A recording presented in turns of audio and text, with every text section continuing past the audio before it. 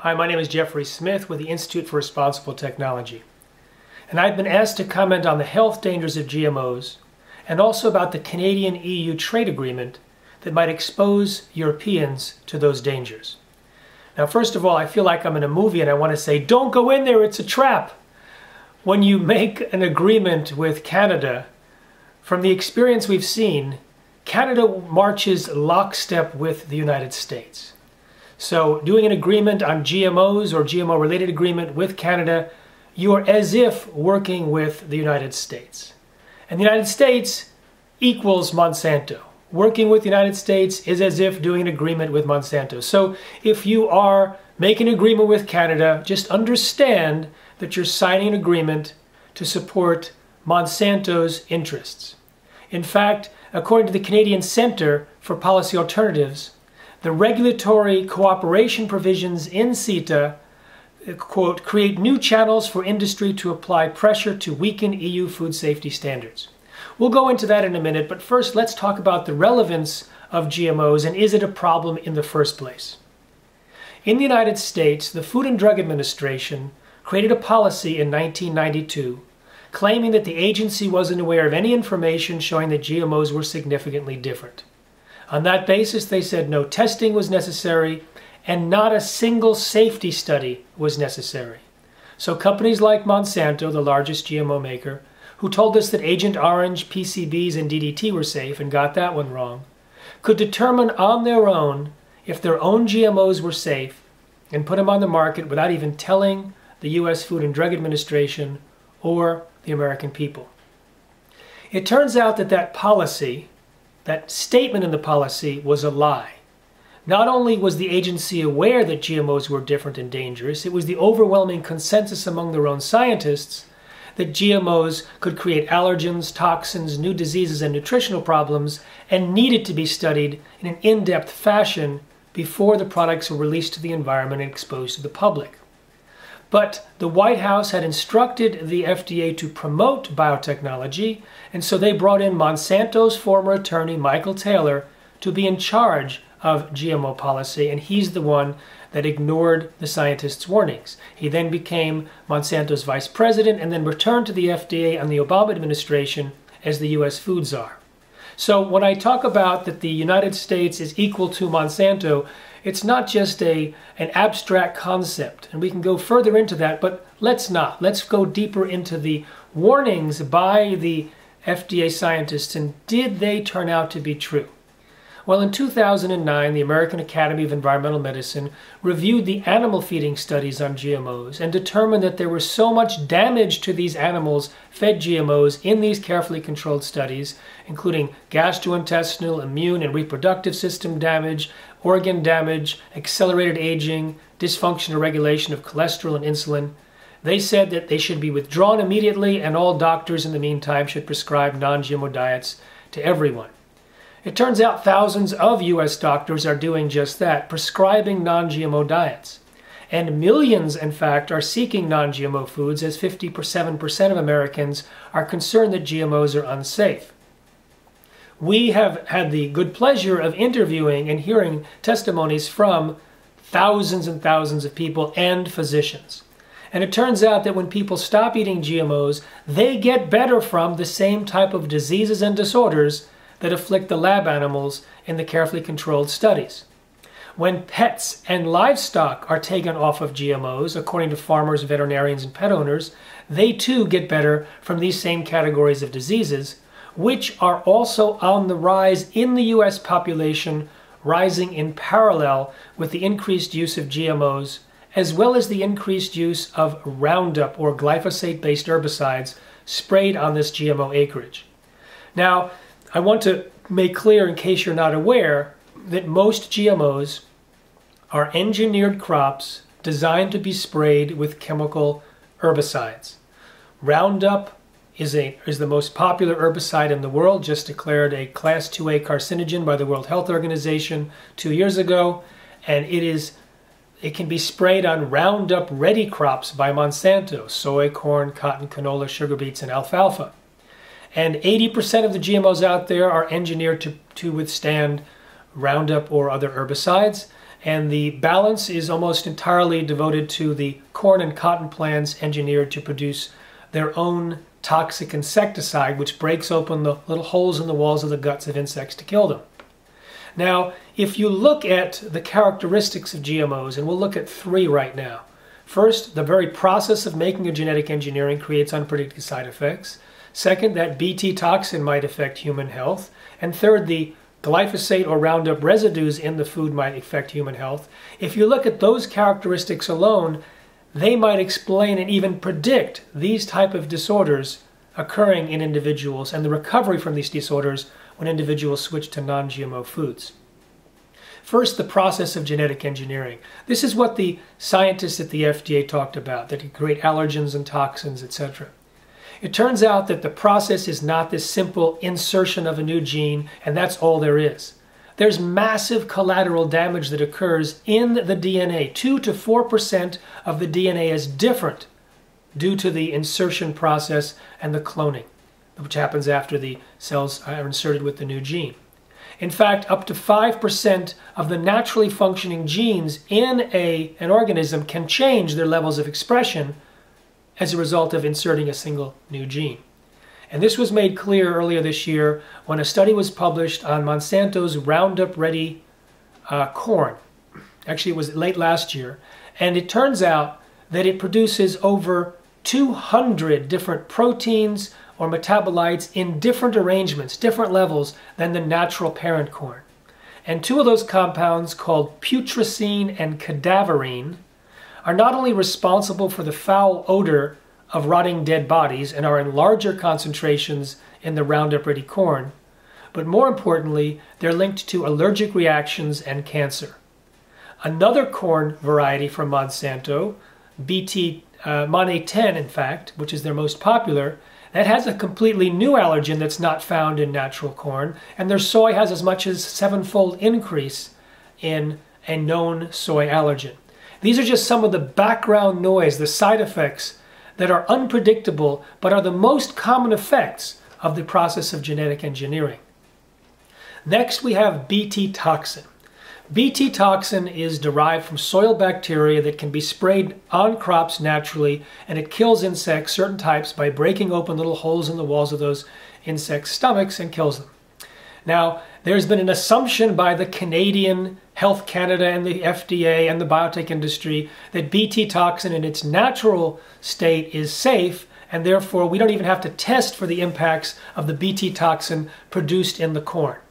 Well, it turns out there's peer-reviewed published studies that show even the natural Bt toxin can create allergic reactions in animals and humans and damage the walls of the intestines of mice.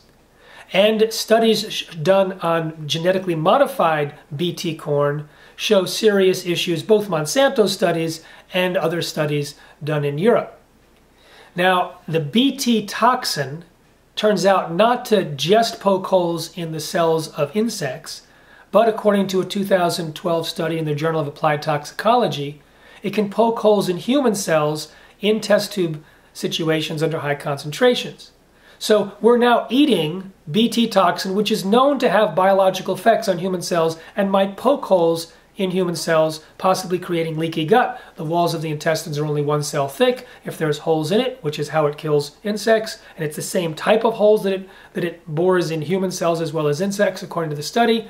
It might allow leaky gut or permeable gut, which is linked to cancer, heart disease, Parkinson's, Alzheimer's, autism, as well as autoimmune disease, inflammation, and allergies, among others.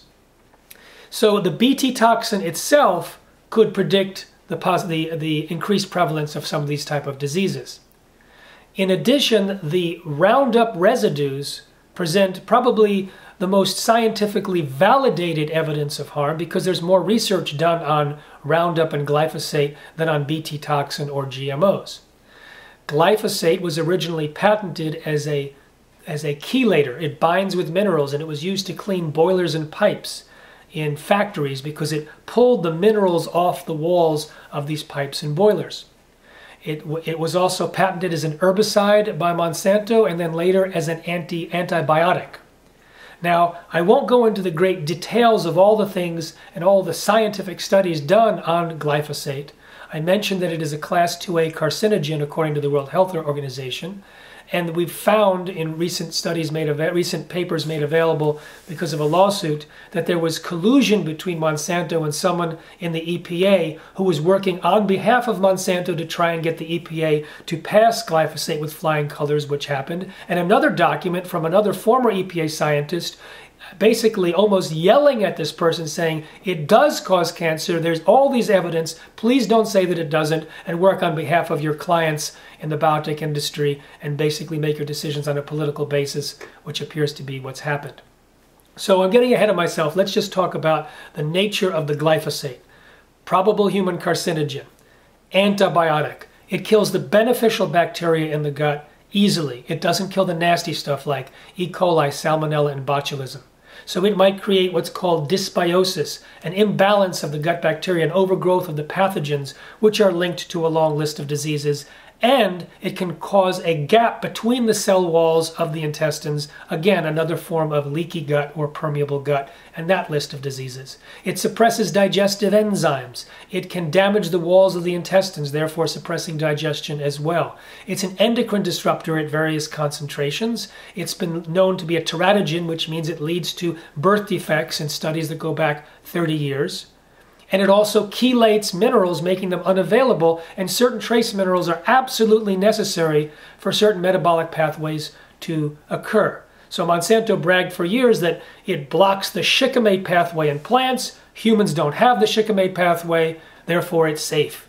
It turns out the gut bacteria in our intestines use the shikimate pathway to produce the building blocks of neurotransmitters like serotonin, melatonin, and dopamine. And so if they're in lower concentrations, that's a whole list of diseases and disorders. So we have a situation where we're taking higher amounts of Roundup, glyphosate, into our bodies, Bt toxin. In fact, the Bt toxin was found in the blood of 93% of the pregnant women tested in Canada and 80% of their unborn fetuses. It's also known to be toxic to red blood cells, therefore being circulated in the blood of people that eat the Bt toxin could prove problematic for the health of the blood. We could go on for a long time, and there's publications that do go on listing all the different disorders and diseases. And we can see that it could be the Roundup, it could be the Bt toxin, it could be the process of genetic engineering which causes these problems. A 2-year study done in France looked at Monsanto's Roundup Ready corn and found that it created multiple massive tumors, early death, and organ damage in the rats compared to the controls. But they also fed another group the Roundup Ready corn that had never been sprayed with Roundup, and it too caused multiple massive tumors, early death, and organ damage. So you would think it's the corn and not the Roundup. But they fed another group low concentrations of Roundup and found that it also created multiple massive tumors, early death, and organ damage. So individually and together, the corn and the Roundup were linked to these different disorders. And follow-up studies on these rats found with absolute definitiveness that tiny amounts of Roundup, which are way below that allowed by the EU on a per-day basis, on a per-body weight basis, caused non-alcoholic fatty liver disease, which can lead to all sorts of other liver diseases and complications. So now you've got just a glimpse of the experiences, of the research, the doctor's reports, and the epidemiological correlations, which are not causations on their own, they're correlations, but backed up by all these repeating patterns showing problems in various organ systems and bodily functions. Now let's go to Canada. Canada is completely locked into the United States. In fact, when they were approached to approve Monsanto's genetically engineered bovine growth hormone, which is banned in the EU, the head of the Health Canada section of the government was ready to approve it simply because it was approved by the United States. Fortunately, there were some very strong advocates for health, including Dr. Shiv Chopra, who worked at Health Canada, who challenged his boss and said, you can do that because you have the right, but I will make it known throughout Canada that we did no research and we did no even evaluation of the U.S. evaluation process of Monsanto's drug. So they allowed him to do it. He found all sorts of problems and all sorts of evidence that was ignored, so Canada could not approve it. but they never banned it. In order to protect their trade relationship with the United States, they didn't ban milk from products that have been from cows that have been injected with this bovine growth hormone. They just allowed it to be fed to their own people. They just couldn't sell the drug in Canada. I talked to a former Monsanto scientist, and he told me that 3 of his colleagues did the safety studies on the milk from treated cows at the company and found so much cancer-promoting hormone in the milk, the 3 Monsanto scientists refused to drink milk thereafter unless it was organic. One bought his own cow. He also confessed to me that another of his colleagues did studies on corn fed to rats, and the rats had so much damage that they had to rewrite the study to hide the effects rather than withdraw the corn. So when I say you're dealing with Canada that marches lockstep with the United States that is equivalent to Monsanto, this is what we have to be careful about. The United States and Canada sued the EU twice over food issues like growth hormones in beef and market access to GMOs. And the EU defended itself using the precautionary principle, which is not recognized in North America the way it is in Europe, and EU lost the battle. So now with CETA, you not only can be sued by governments, but you can be sued by companies, which means that the U.S. subsidiary of, like a Canadian subsidiary of a U.S. organization like Monsanto, if they have a subsidiary in Canada, they can sue the EU and demand more market access for their products. Canada is also trying to develop an allowable tolerance for contamination of unapproved varieties. They just approved salmon, genetically modified salmon, and an apple with a technology that could be far more dangerous than anything we've discussed. And even the scientists at the Environmental Protection Agency and the United States Department of Agriculture in the United States say that the regulatory framework to evaluate this, called double-stranded RNA, is completely inadequate to protect the health of individuals or the environment. Now, I haven't talked about the environment, so I'll end there. If you grow GMOs and they're dangerous, you can stop growing GMOs, but you can't remove the contamination from the gene pool. That goes on for as long as the gene pool goes on because of cross-pollination, because of seed movement.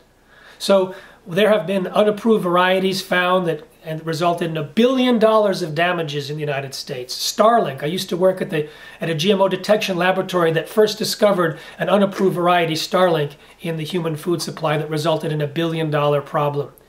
It's still in the food supply. There's no way to eliminate all the genes from the Starlink corn, even though it was planted to less than 1% of the acreage in the United States. It will be there for as long as the corn genome is around, unless some future scientific science fiction thing turns reality and they can eliminate certain genes from the gene pool. So what we're talking about is irreversible changes in the gene pool as a result of planting GMOs or allowing live GMO insects and other organisms out into the environment. Now, I'm not against the possibility that someday we may be able to safely and predictably manipulate the genome for the benefit of health and the environment. But scientists that I've spoken to around the world, and I've traveled to 45 countries, and I've worked with scientists, and I've testified and spoke to medical organizations regularly, they're of an agreement that the technology was released into food and into the environment long before the science was ready. Patents were going to expire. Returns on investment needed to happen. And so I was told originally about GMOs in 1996 by an award-winning genetic engineer who said in 1996 he was intimately aware of the technology and how it could lead to unpredicted side effects, and that aspect of the technology had not been solved. And so by releasing GMOs into the environment and putting them in the food supply, you can affect everyone who eats and then the entire ecosystem for all future generations. Now the biotech industry is pretending that the new GMO 2.0 are not really GMOs at all. But the scientists that I talk to say actually most of the risk associated with the current generation of GMOs are also found in this new CRISPR-Cas9 and all these different new gene editing techniques. And they're pretending that these problems are not there. They're pretending that they're not really GMOs. And that's one of the areas where we're quite confident Canada is going to put pressure on the EU to try and approve the next generation as non-GMOs and not even regulated.